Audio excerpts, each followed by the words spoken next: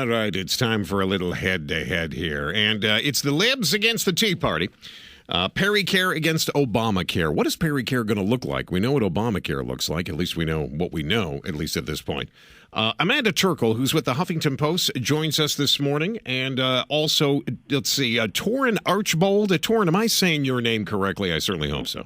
Very well done, yes. Torin, welcome. You're with the Austin Tea Party Patriots. Amanda, welcome to the show. Hi, thanks for having me. You are very welcome. All right, Amanda, we're going to start with you. Ladies first. Let's talk a little bit about Perrycare versus Obamacare. It seems that Rick Perry is going to repeal Obamacare as one of the first things that he would do when he gets into office. What do you think he should replace that with if he gets that done?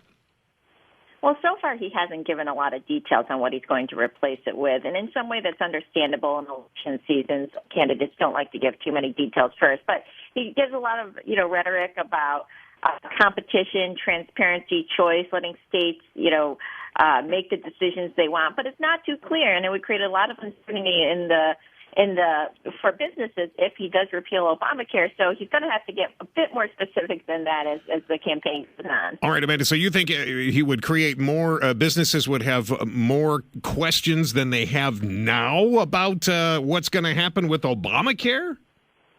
I mean, absolutely. He's saying, a lot of the candidates argue that, businesses don't like health care reform, but a lot of them did actually say that we want health care reform just because we want to know what's going to happen. And if you repeal it, everything's going to be up in the air. It's going to create a lot of uncertainty. All right, let me go to Torin right now. Most businesses don't know what the heck's going to happen with Obamacare, Torin.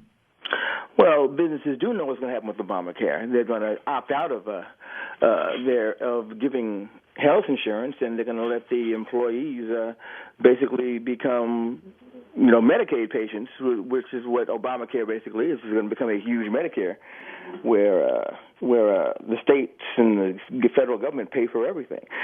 Perry is doing the exact right thing on this one. First of all, any health care proposal that starts with the repeal of Obamacare is okay with me. All right, Torin. Hey, hang on, you guys. When we come back, I want to ask you what you would like to see in the planks. Amanda and Torin, I want you both to think about this. Give me the one thing that if you could have your dream health care plan for Rick Perry, what you would like to see him put in that. We'll come back and we'll get your thoughts. More Houston Morning News with Matt Patrick now. KTRH News Time is 6:22. Little head-to-head going on here. Perrycare versus Obamacare. Amanda Terkel with the Huffington Post joining us, and Torin Archbold with the Austin Tea Party Patriots also joining us this morning. I want to thank you both for getting up early and taking the time. All right, Amanda, let me come back to you.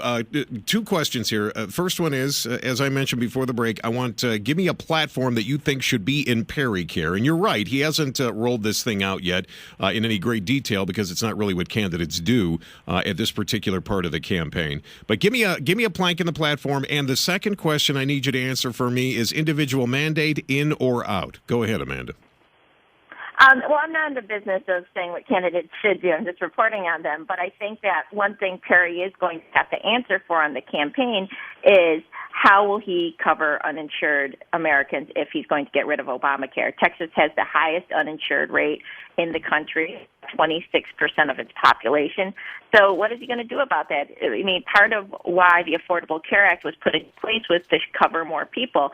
And there is an individual mandate to do that. Massachusetts also has an individual mandate. It's been criticized quite a bit, but its uninsured population is 5%. So what is Perry going to do to try to get more people covered? All right, Amanda, that's good. Torin, she's right. We've got a very high percentage of unemployed people in this state, but the individual mandate, is that the way to go? And give me one plank of the platform you'd like to see in Perrycare. Well, first of all, with Perrycare, Perrycare, I hate to even say that, Perry seems to be freeing up the market to do what the market should do. Obamacare is basically one man deciding what should happen with every American on the planet. Perrycare is freeing up the market to do, and giving also the freedom of people out there to have insurance or not. It's about freedom. Some people didn't want insurance. Some people didn't want to pay for it. 25-year-old people that are working, that are healthy, that take care of themselves, don't want insurance. And I know the argument is, what if a catastrophe? No, not that many catastrophes happen. There's 310 million people in this country.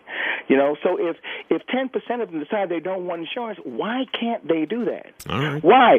And if the federal government decides that they're going to be responsible for the insurance of everybody, that's where the cost comes in. Let individuals take care of individuals. Let businesses decide what's going to happen with the insurance, and the federal government is out. It doesn't cost the federal government a dime if that's the way health care runs. Torin Archbold from the Austin Tea Party Patriots and Amanda Terkel from the Huffington Post. I want to thank you both for getting up early and taking the time here this morning and weighing in on this.